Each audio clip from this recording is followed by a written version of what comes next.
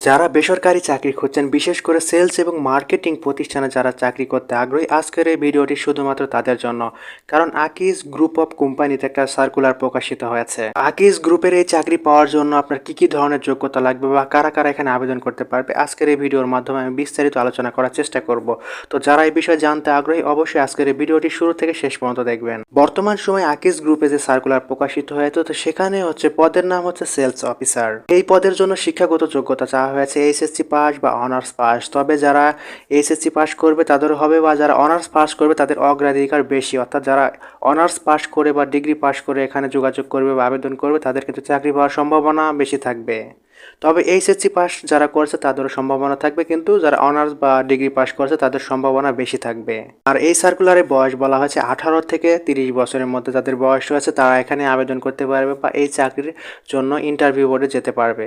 আর তাদের এই সার্কুলার আরেকটা বিষয় উল্লেখ করা হয়েছে উচ্চতা। তো এইখানে তারা সর্বনিম্ন 5 ফুট 3 ইঞ্চি থাকতে হবে। অর্থাৎ যেসব ছেলেদের উচ্চতা 5 ফুট 3, 4, 5 বা 6 তার সবাই আবেদন করতে পারবে, কিন্তু কারো উচ্চতা যদি 5 ফুট 2 বা 1 হয়ে থাকে সেক্ষেত্রে তারা আকিজ গ্রুপের এই সার্কুলারে আবেদন করতে পারবে না।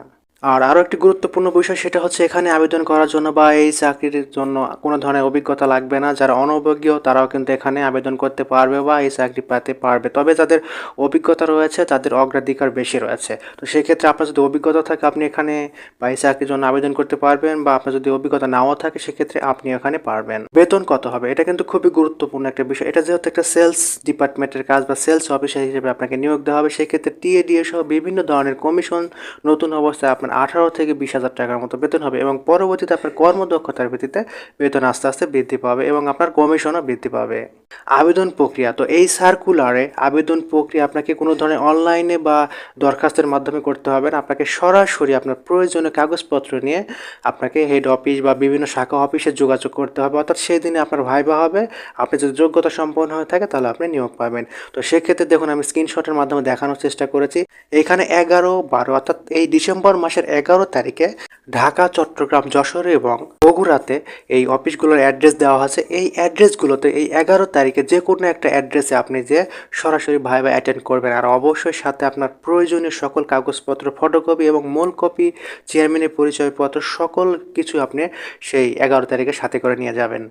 আর সময় আপনাকে অবশ্যই সকাল 10টা থেকে বিকাল 3টার মধ্যে সেখানে আপনার এই ভাইবা কার্যক্রম অনুষ্ঠিত হবে। তো সেক্ষেত্রে সকাল 10টার আগে আপনারা সেখানে উপস্থিত হওয়ার চেষ্টা করবেন। তো যারা এই চাকরি করবেন বা এই চাকরি করতে আগ্রহী তারা অবশ্যই 11/12 অর্থাৎ এই ডিসেম্বর মাসের 11 তারিখে উপরে উল্লেখিত এই 4টি ঠিকানার মধ্যে আপনার নিকটবর্তী যে ঠিকানাটা হবে সেখানে আপনারা সরাসরি কাগজপত্র নিয়ে যোগাযোগ করবেন। তো এই বিষয়ে যদি কারো কোনো প্রশ্ন থাকে বা কোনো মতামত থাকে, কোনো কিছু বুঝতে সমস্যা হয়ে থাকে, তাহলে অবশ্যই কমেন্টের মাধ্যমে জানাবেন। আমি চেষ্টা করব আপনাদের প্রত্যেকটা প্রশ্নের উত্তর দেওয়ার।